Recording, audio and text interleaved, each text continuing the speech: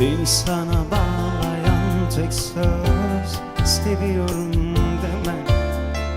Onca laftan sonra bitirdi çekip gitmek. Derdin efendisi olmuş kalbim seni diyen, biri kalır diğeri gidermiş, o biri benmişim meğer. Aşk seni bana yazmışsa niye bu ceza,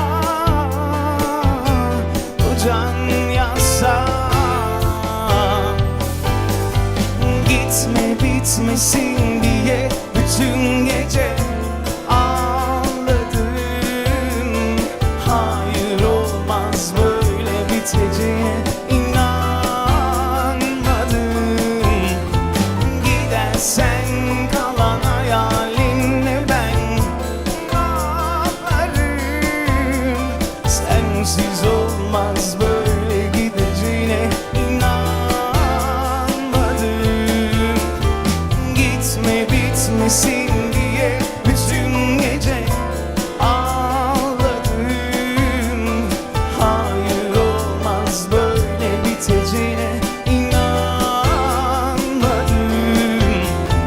Gidersen kalan hayalinle ben ne yaparım? Sensiz olmaz böyle gideceğine inanmadım. İnanmadım.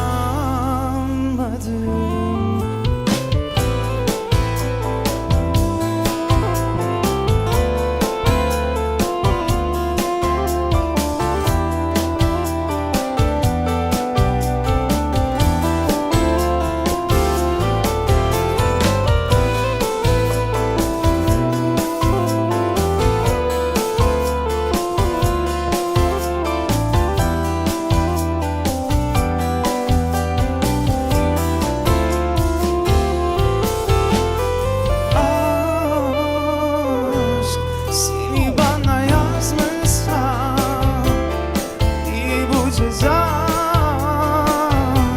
bu can yasa?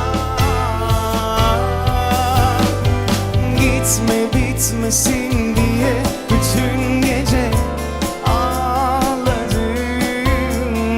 Hayır olmaz böyle biteceğine inanmadım. Gidersen kalan hayalinle ben ne yaparım? Sensiz olmaz böyle gideceğine inanmadım. Gitme bitmesin diye bütün gece ağladım. Hayır olmaz böyle biteceğine inanmadım. Gidersen kalan